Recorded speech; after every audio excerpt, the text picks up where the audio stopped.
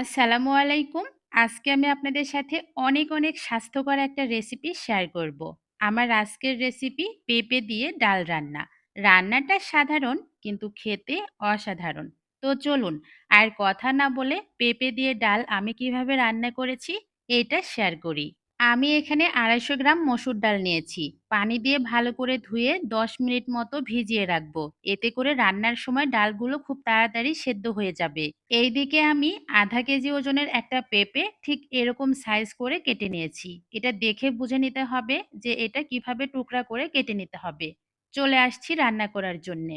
কড়াইয়ের মধ্যে আমি ভিজিয়ে রাখা ডালগুলো দিয়ে পরিমাণ মতো পানি দিয়ে দিলাম। আমি এখানে ২ কাপ পরিমাণ পানি ব্যবহার করেছি। ৩ টা কাঁচামরিচ দিলাম, ২ টা দিয়ে দিচ্ছি পেঁয়াজ কুচি, আর হাফ চামচ করে দিয়েছি হলুদের গুঁড়া, জিরে গুঁড়া আর ধনিয়া গুঁড়া। স্বাদমতো লবণ দিয়ে ভালো করে নেড়েচেড়ে মিশিয়ে নিলাম। ঢাকনা দিয়ে ঢেকে প্রথমে রান্না করব ৫ থেকে ৭ মিনিট। ডালে যখন বলক উঠে আসবে এই পর্যায়ে দিয়ে দিতে হবে কেটে টুকরো করে রাখা পেঁপেগুলো। ডালের সাথে পেঁপে ভালো করে নেড়েচেড়ে মিশিয়ে নিচ্ছি। ঢাকনা দিয়ে ঢেকে আমি মিনিট ১০ রান্না করব। আর এর মাঝখানেই কিন্তু ডাল আর পেঁপে খুব সুন্দরভাবে সেদ্ধ হয়ে গিয়েছে। আমি এখানে আরো ১.৫ কাপ পরিমাণ পানি ব্যবহার করব। আমি যেহেতু একটু পাতলা করে ডাল রান্না করব, তাই পানিটা একটু বেশি করেই ব্যবহার করছি। আপনারা যদি ঘন করে রান্না করতে চান, সেক্ষেত্রে কিন্তু এর থেকে পানি কমিয়ে দিতে পারেন।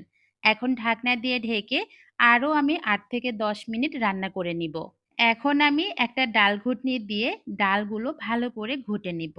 ডাল যেকোনোভাবেই রান্না করেন না কেন, ডাল যত ভালোভাবে জাল করা হবে, রান্নার স্বাদ কিন্তু তত ভালো আসবে।